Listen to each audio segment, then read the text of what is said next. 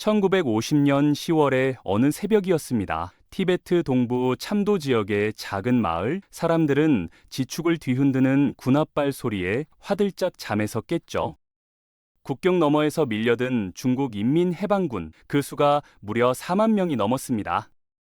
누군가는 이 사건을 해방이라 부르고 또 누군가는 침략이라 부릅니다. 똑같은 역사, 정반대의 기억이 충돌하는 거죠. 한쪽은 낙후된 노예사회를 구원했다 말하고 다른 한쪽은 멀쩡한 독립국이 짓밟혔다 절규합니다. 도대체 이 두 나라 사이엔 무슨 일이 있었던 걸까요? 자그마치 1300년을 거슬러 올라가는 이 질긴 악연의 실타래, 지금부터 하나씩 풀어드리겠습니다. 이야기는 서기 618년, 한반도로 치면 삼국시대 후반쯤으로 거슬러 올라갑니다. 당시 티베트는 토번이라는 이름으로 불렸는데 이 거친 고원 위에 한 영웅이 등장하죠. 바로 송챔캄포 왕입니다. 이분 그냥 왕이 아니었어요. 티베트 사람들은 그를 관세음보살의 화신이라며 신처럼 떠받들었거든요. 분열돼 있던 고원의 여러 부족을 칼 한 자루로 통일해버린 정복자였습니다. 힘이 세지니 욕심도 커졌죠. 송챔캄포는 당시 세계 최강대국이던 당나라에 사신을 보냅니다. 요구사항은 딱 하나, 공주를 보내시오. 상상해보세요. 변방 오랑캐 취급받던 나라가 갑자기 천하의 당나라에 결혼 청구서를 들이민 겁니다. 당 태종이 그걸 받아들였을까요? 당연히 코웃음 치며 거절했죠. 그러자 송첸캄포는 어떻게 했냐? 진짜 군대를 끌고 쳐들어갑니다. 변방의 작은 나라가 대제국을 친 거예요. 결과는 의외였습니다. 토번 군대의 기세가 보통이 아니었거든요. 결국 641년 당 태종은 백기를 듭니다. 황실 반계 출신으로 추정되는 문성공주를 송첸캄포에게 시집 보내며 화친을 맺죠.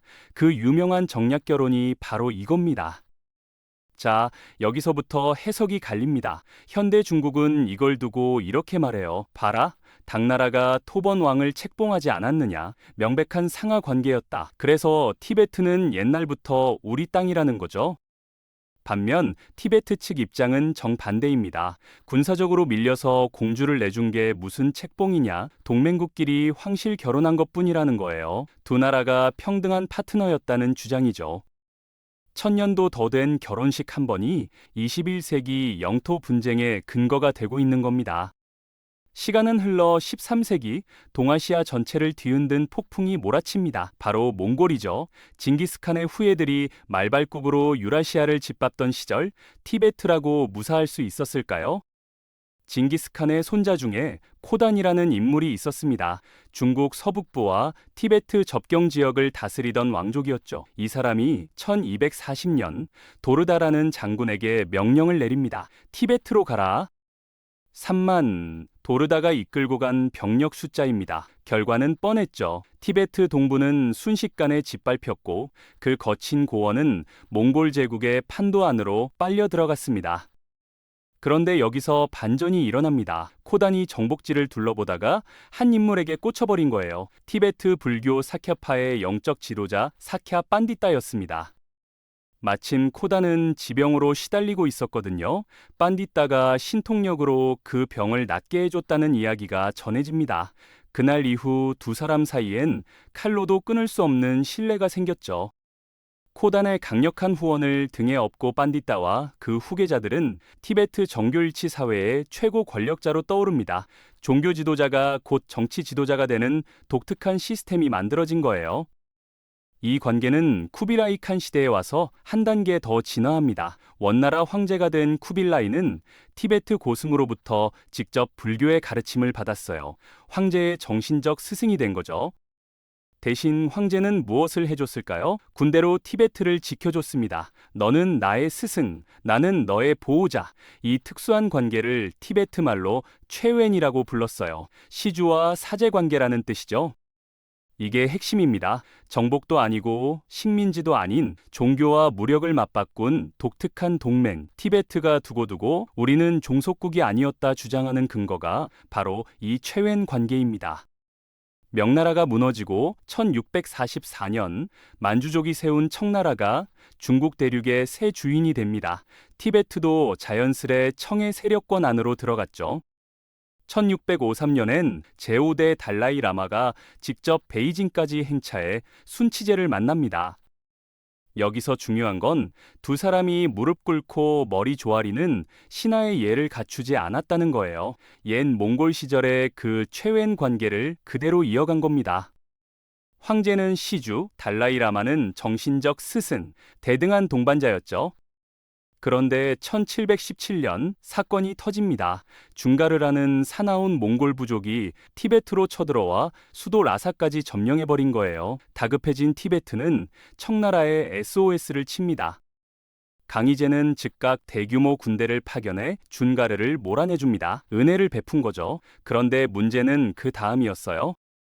청나라 군대가 안 돌아갑니다. 또 쳐들어올지 모르니 우리가 지켜주겠다. 이 명분으로 티베트 한복판에 자국 군대를 떡하니 주둔시킨 거죠. 1727년엔 현지 관리들이 반란을 일으켰는데 이걸 진압한 옹정제가 결정타를 날립니다. 주장대신이라는 직책을 만들어 라사로 파견한 거예요. 쉽게 말해 청나라 황제가 보낸 총독입니다. 여기서부터 본격적인 내정 간섭이 시작됩니다. 처음엔 군대 좀 빌려 쓴 건데 점점 살림살이 전반에 청나라 손이 닿기 시작한 거죠. 결정적인 순간은 1788년과 1791년에 옵니다. 네팔의 구르카 왕국이 티베트를 침공했을 때 또다시 청나라 군대가 출동해 전쟁을 승리로 이끌었거든요. 두 번이나 목숨을 구해준 셈이죠. 이걸 빌미로 청나라는 1793년 새 조약을 들이밉니다. 내용이 살벌해요. 차기 달라이 라마를 뽑을 때 황제가 하사한 황금 항아리에서 제비 뽑기로 결정해라. 이게 그 유명한 금병제첨 제도입니다. 종교 지도자 인선부터 외교 사무까지 핵심 권한이 죄다 주장 대신 손으로 넘어간 거죠. 영적 동반자가 어느새 상전으로 돌변한 순간이었습니다. 19세기 후반 세상의 판이 또 한 번 뒤집힙니다. 영국, 프랑스, 러시아 같은 서구 열강이 군함을 앞세워 아시아를 야금야금 갉아먹기 시작한 거죠. 1000년 넘게 굳건했던 중국과 티베트의 전통 질서에도 거대한 균열이 가기 시작합니다. 특히 두 나라가 티베트를 두고 눈에 불을 켜고 있었어요. 인도를 식민지로 거머쥔 영국 그리고 시베리아 너머에서 자꾸 남쪽으로 내려오려는 러시아, 이 두 제국이 중앙아시아를 무대로 벌인 그림자 전쟁을 역사가들은 그레이트 게임이라 부릅니다. 티베트는 정확히 그 길목에 있었어요. 인도와 러시아 사이를 막아주는 거대한 천연 방벽이자 완충지대였던 거죠. 갑자기 이 황량한 고원의 몸값이 천정부지로 치솟습니다. 당시 인도 총독이었던 커진경, 이 사람이 어느 날 첩보를 받습니다. 러시아가 티베트에 손을 뻗치고 있다. 진짜였는지 과장이었는지는 지금도 의견이 분분해요. 하지만 커진은 일단 행동에 나섭니다. 1903년 영어즈번드 대령이라는 야심만만한 군인이 무장병력을 이끌고 티베트 국경을 넘어버립니다. 명분은 통통상 협상이었지만 실상은 명백한 무력 침공이었죠. 티베트군은 활과 구식, 화승총으로 맞섰습니다. 결과는 처참했어요. 영국군의 기관총 앞에서 수천 명이 학살당했죠. 그리고 1904년 마침내 라사가 함락됩니다. 제13대 달라이 라마는 어떻게 됐을까요? 정말 굴욕적이었습니다. 자기 궁전을 버리고 외몽골까지 부랴부랴 피신해야 했거든요. 영국은 곧장 라사 조약이라는 걸 들이밀어 도장을 찍게 합니다. 핵심 내용이 뭐였냐? 티베트가 사실상 영국의 보호국이 된다는 거였어요. 1000년 넘게 이어진 중국의 종주권은 한 장의 종이 위에서 깡그리 부정됐죠. 그런데 반전이 또 옵니다. 1907년 영국과 러시아가 갑자기 화해해버려요. 서로 견제하느라 지쳤던 거죠. 두 나라는 합의문의 한 줄을 슬쩍 끼워 놓습니다. 티베트에 대한 중국의 종주권을 인정한다. 이 한 줄, 훗날 중국이 티베트로 다시 들어가는 외교적 명분이 되고 맙니다. 1908년 제13대 달라이 라마가 자금성에 도착합니다. 광서제와 서태후를 만나기 위해서였죠. 그런데 이 만남, 시작부터 분위기가 싸늘했어요. 청나라 측은 달라이 라마에게 무릎 꿇고 머리 조아리는 신하의 예를 요구합니다. 달라이 라마는 단호히 거부했죠. 나는 정신적 스승이지 신하가 아니다. 게다가 주장 대신 거치지 말고 황제와 직접 소통하게 해달라며 맞받아쳤습니다. 자존심 싸움이 본격화된 거예요. 청나라 입장에선 괘씸했죠. 그렇다면 강수를 둬야겠다 결심합니다. 같은 해 자오올펑이라는 한족 관료가 새 주장 대신으로 임명됩니다. 이 사람의 별명 들으면 등골이 서늘해져요. 바로 카메 도살자였습니다. 자오올펑이 들고 온 정책은 개토기류라는 거였어요. 풀어 말하면 토착 세력의 세습 권력을 다 없애고 중앙정부가 직접 다스리겠다는 거죠. 동화 정책의 끝판왕입니다. 먼저 한족 이주민을 대거 들여보냅니다. 티베트인의 땅에 한족 마을이 생기기 시작한 거죠. 동시에 사원을 폐쇄하고 토착 권력자들을 자리에서 끌어내립니다. 당연히 저항이 일어났겠죠. 자올펑의 대응은 단 하나, 학살이었습니다. 마을을 통째로 불태우고 승려들을 줄줄이 처형했어요. 카메 도살자라는 별명이 괜히 붙은 게 아닙니다. 1909년 청나라는 마지막 카드를 꺼내듭니다. 무장병력을 라사로 직접 진격시킨 거예요. 달라이 라마는 절박했죠. 영국에 도와달라, 러시아에 손 내밀어달라 호소했지만 돌아온 답은 차가운 침묵이었습니다. 결국 그는 보찜을 쌉니다. 이번 목적지는 인도였어요. 청나라에서 도망친 망명, 영국에 쫓긴 망명에 이어 두 번째 망명길이었죠. 청나라 황제는 곧장 칙령을 내립니다. 달라이 라마의 모든 지위와 품계를 박탈한다. 종교 지도자에서 한순간에 불법 도망자가 된 거예요. 하지만 인도에 도착한 달라이 라마 굴하지 않았습니다. 외국 기자들 앞에서 청나라의 만행을 낱낱이 폭로했죠. 그리고 선언합니다. 중국과의 모든 전통 관계는 끝났다. 1911년 10월 중국 대륙에서 천지개벽할 사건이 터집니다. 신의 혁명, 무려 2000년을 이어온 황제 체제가 한 방에 무너져 내린 거죠. 이듬해 청나라가 공식 멸망하고 중화민국이 들어섰지만 새 정부는 속이 텅 빈 강정이었습니다. 군벌들이 각 지역에서 칼을 들고 일어나고 중앙정부는 자기 코가 석자였죠. 한마디로 중국 전역이 통제불능 상태였어요. 인도에서 망명 생활을 하던 제13대 달라이 라마, 이 소식을 듣고 무릎을 칩니다. 지금이 천재 일호의 기회다. 1912년 그는 짐을 챙겨 라사로 돌아옵니다. 그리고 곧장 칼을 빼들죠. 티베트 영내에 남아있던 국민당 군대와 중국 관료들 모조리 무력으로 쫓아냅니다. 총 한 발 못 쏘고 청나라 잔존 세력이 후퇴했어요. 그만큼 본국이 콩가루였던 거죠. 그리고 마침내 1913년 2월 13일 달라이 라마는 역사적인 선언문을 발표합니다. 내용을 한 줄로 요약하면 이래요. 몽골과 청나라와 맺었던 그 모든 최웬 관계 오늘부로 무효다. 700년 가까이 이어진 종교 동맹의 끝, 티베트는 자기 땅 위에 자기 깃발을 꽂고 완전한 독립국임을 만방에 천명한 거죠. 문제는 국제사회였습니다. 어디에서도 정식 주권 국가로 승인을 받지 못했어요. 영국도 러시아도 그래, 너희가 독립국이야 하고 도장 찍어주지 않았거든요.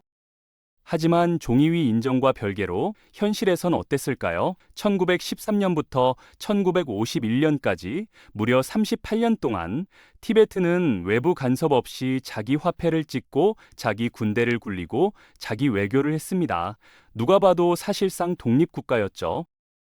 물론 중화민국 쪽도 가만히 있진 않았어요. 순원과 장제스 같은 지도자들은 입버릇처럼 말했죠. 티베트는 우리가 잃어버린 영토다. 반드시 되찾아야 한다. 그러나 말뿐이었습니다. 1931년엔 일본이 만주를 침공했고 안에서는 마오쩌둥의 공산당과 피 튀기는 내전이 벌어졌어요. 티베트까지 신경 쓸 겨를이 없었던 거죠. 이 짧은 평화의 38년이 훗날 티베트인들이 우리는 분명 독립국이었다라고 외치는 가장 강력한 증거가 됩니다. 자, 여기서 무대가 완전히 바뀝니다. 1921년 상하이의 어느 허름한 건물에서 13명의 젊은이가 모입니다. 중국 공산당의 첫 회의였죠. 이때만 해도 누구도 이 작은 모임이 훗날 티베트의 운명을 짓밟을 거라곤 상상 못했습니다. 초기 공산당은 의외로 부드러웠어요. 소련 스탈린의 민족 이론을 그대로 베껴왔거든요. 핵심이 뭐냐? 모든 소수민족은 자결권을 갖는다. 원하면 독립국가를 세워도 된다. 이게 진심이었을까요? 천만에요. 국민당 정부의 통치력을 흔들기 위한 정치적 미끼였을 뿐이었죠. 소수민족들에게 우리 편들면 너희 독립시켜줄게라고 속삭인 겁니다. 그런데 1934년 분위기가 바뀌기 시작합니다. 그 유명한 대장정이 끝나고 공산당이 예난의 자리를 잡으면서 살림이 안정됐거든요. 슬그머니 독립이라는 단어가 사라집니다. 대신 새로운 키워드가 등장해요. 중화민족, 한족이고 위구르족이고 티베트족이고 다 합쳐서 하나의 거대한 민족으로 녹여버리겠다는 발상이었죠. 화학으로 치면 분리하지 않고 융합시킨다는 거였습니다. 1949년이 결정적이었어요. 국공내전에서 마오쩌둥이 장제스를 대만으로 쫓아내고 천하를 손에 쥐는 순간이 다가오고 있었죠. 권력이 눈앞에 놓이자 본색이 드러납니다. 저우언라이를 비롯한 지도부가 모여 결정합니다. 예전에 약속했던 연방제, 그거 없던 일로 하자. 명분은 그럴듯했어요. 제국주의자들이 우리 민족을 분열시키려 한다, 막아야 한다. 마오쩌둥은 한 발 더 나아갑니다. 티베트를 지목하며 이렇게 규정해요. 저곳은 제국주의와 반동분자의 소나기에 있다. 인민을 구원해야 한다. 해방, 이 한 단어가 침공의 명분이 된 거죠. 마치 동네 깡패가 남의 집 문 부수면서 당신을 도와주러 왔다 외치는 격이었습니다. 실무 책임자는 덩샤오핑이었어요. 그가 인민해방군의 군사작전을 진두지휘합니다. 도로를 깔고 보급선을 정비하고 병력을 모았죠. 라사의 달라이 라마는 이 모든 준비 상황을 알고 있었을까요? 알았어도 막을 힘이 없었습니다. 티베트의 운명은 이미 풍전등화, 폭풍전야의 고요만이 고원을 감싸고 있었죠. 1950년 가을, 마오쩌둥은 곧장 군대를 보내지 않았어요. 먼저 머리를 씁니다. 마르크스주의의 기본기 중 하나인 통일전선 전술이었죠. 쉽게 말해 적의 내부를 갈라놓고 들어가는 거예요. 타깃은 명확했습니다. 제10대 판첸 라마, 티베트에서 달라이 라마 다음 가는 종교 지도자였지만 정통성을 두고 묘한 논란이 있던 인물이었죠. 공산당은 이런 약한 고리를 놓치지 않았어요. 은밀히 접촉합니다. 당신을 인정해 주겠다. 권력도 보장하겠다. 달콤한 약속들이 오갔죠. 이렇게 티베트 내부 종교계는 서서히 균열이 가기 시작합니다. 그리고 1950년 10월 마침내 마오쩌둥의 진격 명령이 떨어집니다. 인민해방군이 국경을 넘어 참도 지역을 강타한 거예요. 양측의 전력 차이는 비교가 무의미했습니다. 티베트 정규군은 무려 절반이 한 번의 전투에서 쓰러집니다. 5천여 명의 전사자, 거의 괴멸 수준이었죠. 이 소식이 라사에 전해진 순간 도시는 패닉에 빠졌습니다. 어떻게 했을까요? 티베트 정부는 다급하게 어린 제14대 달라이 라마를 친정체제로 올립니다. 당시 그의 나이 고작 15이었어요. 15살 소년의 어깨에 망해가는 나라의 운명을 얹어버린 겁니다. 동시에 사방에 SOS를 보냈죠. 인도, 미국, 영국, 유엔까지. 답장은 어땠을까요? 모두 약속이라도 한 듯 외면합니다. 한국 전쟁이 한창이던 시기였고 누구도 중국과 정면으로 부딪히고 싶어 하지 않았거든요. 중공군의 포위망이 점점 좁혀오자 달라이라마 일행은 인도 국경 근처 야둥이라는 마을로 피신합니다. 그 사이 베이징으로 끌려간 티베트 협상단은 사실상 인질이나 다름없는 상태에서 협상장에 앉아야 했죠. 이때 등장한 것이 그 악명 높은 17개조 협정입니다. 1951년 5월에 강제로 체결된 이 문서, 겉보기엔 그럴듯했어요. 티베트의 현행 정치 체제를 유지한다. 종교의 자유를 보장한다. 달라이 라마의 지위를 인정한다. 하지만 이 모든 약속은 처음부터 거짓말이었습니다. 펜으로 쓴 약속을 총칼로 지운다는 게 어떤 건지 티베트인들은 곧 뼈저리게 깨닫게 됩니다.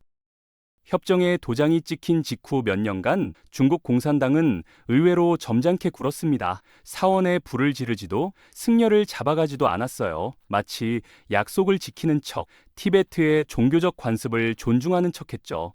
한편에 잘 짜인 연극이었습니다. 그런데 1950년대 중반 본토에서 광풍이 몰아닥칩니다. 마오쩌둥의 연속 혁명론과 반우파 투쟁, 한마디로 모든 낡은 것을 부숴버려야 한다는 광기였죠. 이 불길은 곧 고원으로 옮겨 붙었습니다. 중국 지도부는 티베트에 새로운 딱지를 붙이기 시작합니다. 낡고 썩은 마르크스주의적 노예제 사회, 이 한 줄이 학살의 면죄부가 됐어요. 썩은 사회를 개혁한다는데 누가 뭐라 하겠습니까? 칼날은 먼저 캄과 암도 지역으로 향했습니다. 이곳은 달라이 라마의 직접 관할권 밖이라 17개조 협정의 보호도 못 받는 사각지대였거든요. 토지 개혁이라는 이름의 약탈이 시작됩니다.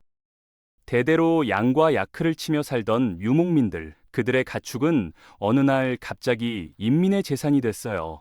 강제로 끌려가 집단 농장 소유로 넘어간 거죠. 평생 일군 재산을 한순간에 빼앗긴 한 노인이 항의했다고 칩시다. 결과는 인민재판이었어요.